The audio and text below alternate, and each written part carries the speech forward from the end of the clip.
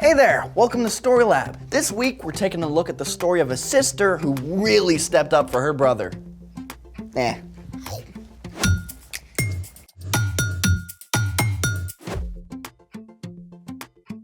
Hey, I'm Zeke. And I'm Carter. All month we're talking about what it looks like to love God by keeping our eyes open for ways to do God's work. Hey, your strawberries finally came in. Yeah. May I have one? Well, someone or something beat you to it. Want one? No thanks, not anymore. But what happened? Looks like an animal chose violence and took it out of my poor plant. Yeah. Was it your dog? What? My Otto would never. I mean, just look at his squishy little face. I mean, you look so cute. And anyways, I think your cat did it. What? Yeah, My Simba? Yeah, I saw cat prints in the pot next to the strawberry No. plant. Simba doesn't even like strawberries. How would you know that? Look at my Simba. Yeah, let's see him. Oh, Look at it. That's my that is Simba. a grumpy cat. He's not grumpy. He absolutely That's his natural face. Anyways, he looks cute. I'm pretty sure it was your Otto. No, absolutely not. Yes. There's only one way to find out anyways. Forensic science, my dear Carter. Forensic science. Are you ready? Let's make it.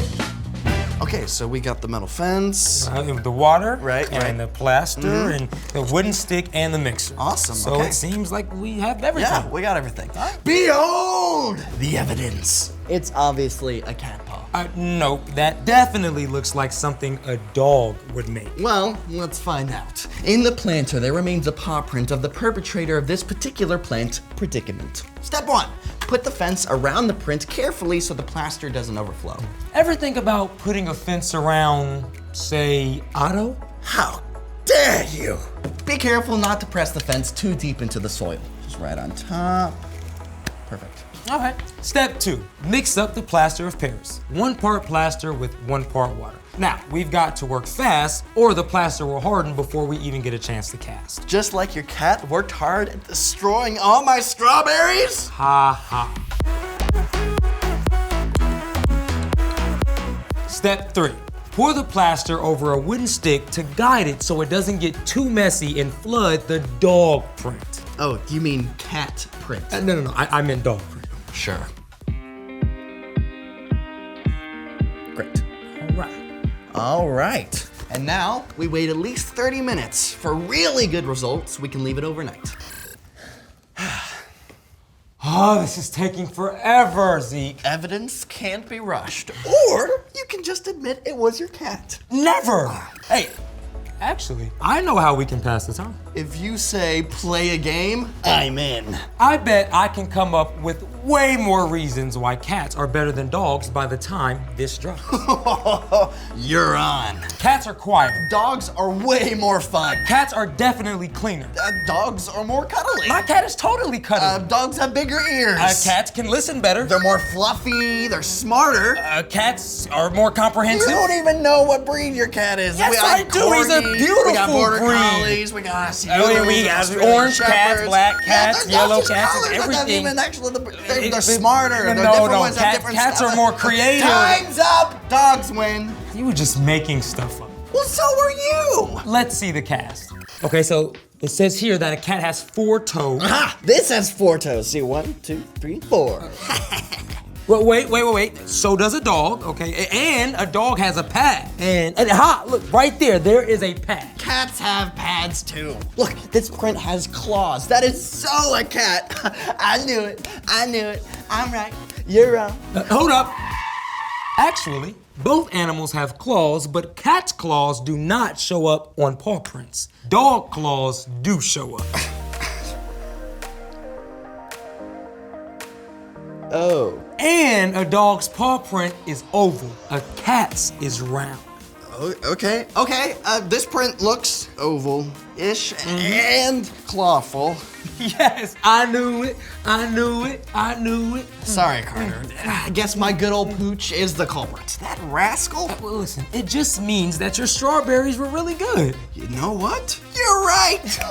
And to prove that there are no hard feelings, I'll help you plan some new ones. Oh, really? Yeah. That's awesome. Yeah, okay. Well, thanks for helping out. No problem. And speaking of helping, it's time for The story before the story. Today, we're in the second book of the Old Testament, Exodus. God created the whole world, including people, but people turned away from God. Still, God made a plan to bless the whole world through Abraham and Sarah's family. Their great-grandson, Joseph, was enslaved in Egypt. But after many hard years, Joseph was made second in command of Egypt and saved his whole family from starving. Over the years, Joseph's family, the Israelites, grew and grew Until the Egyptian king, the pharaoh, got scared, which is where our story starts. Take it away. Hey everyone, I'm Brian. The Egyptian pharaoh worried that there were too many Israelites. He was afraid that if war broke out, those Israelites might join the enemy. So the Egyptians enslaved the Israelites, or Hebrews, and forced them to do really hard work. But even though they were treated very badly, over hundreds of years, they kept growing in number. So, the pharaoh came up with a terrible plan. He called for 2 Israelite midwives named Shiphrah and Puah. When you help a baby boy be born, get rid of it. But let the girls live. What? That's horrible! Thankfully, the midwives had respect for God and kept the baby boy safe. So the pharaoh gave a new order. Throw every Hebrew baby boy into the Nile River. Soon after, a man named Amram and his wife Jochebed had a new baby boy who they loved very much. Along with the baby's big sister, Miriam, they were determined to keep him safe. The soldiers are coming. They're getting closer. We've got to keep him quiet or... We can't let them throw him in the river. Quick, help me hide him. They were able to hide the baby for 3 months. But like all babies, he was getting bigger and louder. We can't keep this up. We have to think of something.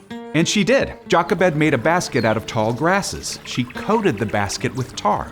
Jochebed placed the child in the basket. Then she and Miriam set it in the tall grass that grew along the bank of the Nile River. Miriam, stay close and make sure he's okay. Yes, Mama, I will.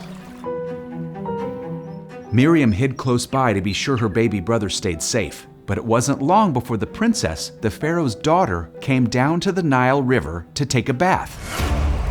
She heard the baby crying, so she asked one of her attendants to bring the basket. This is one of the Hebrew babies.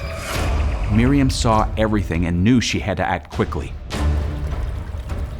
She gathered her courage and ran out of her hiding place. Do you want me to go and get one of the Hebrew women? She can nurse the baby for you. Yes, go. That was some seriously quick thinking on Miriam's part. She immediately went and got her mother. Take this baby and feed him for me. I'll pay you. Jochebed was able to take care of her baby, knowing that he would be safe. When the child was older, Jochebed took him to the pharaoh's daughter at the palace. The princess named the baby Moses and raised him as her own son. And thanks to the care and quick thinking of Jochebed and Miriam, Moses was saved. And many years later, when Moses was grown up, God used him to lead the Israelites out of Egypt. The end. Wow. So Moses was supposed to be thrown into the river, but his mother actually saved his life by hiding him there. Right? And his sister really stepped up too. Yeah, they didn't wait around for something terrible to happen. They took action. So what's our part in the story? Well, just like Jochebed and Miriam, we can keep our eyes open for the needs of the people we care about.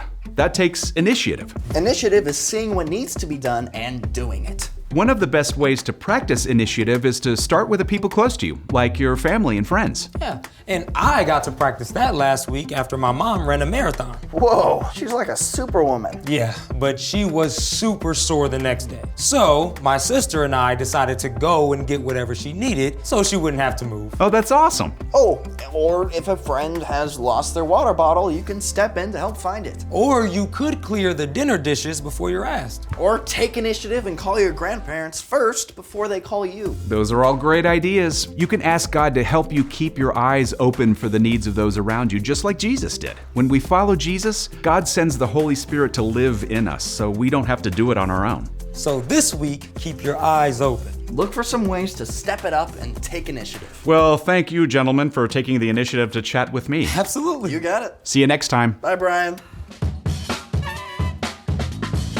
So, here's the thing. Look for ways to help the people you love. Yeah, whether that's your mom or dad, Your grandparents. your siblings, Or your close friends. yeah. And speaking of help, let's plant some strawberries, and then we can make some strawberry shortcake. You know they're gonna take some time to grow, right? Well, the sooner we plant them, the sooner we can eat them. I can't argue with that. Thanks for joining us in the Story Lab. See you next time. All right, let's go ahead and start. Okay, so what are we exactly doing here? So what you're gonna be doing is you're gonna be picking all the seeds off the top of the strawberry. Wait, we're gonna be picking all the seeds Individually, one by one. out of the strawberry? Uh-huh. And you've done this before? Yep. It took me like 4 hours last time. 4 hours. Uh-huh. Ooh, this is exciting. Yeah, I'm having the time of my life.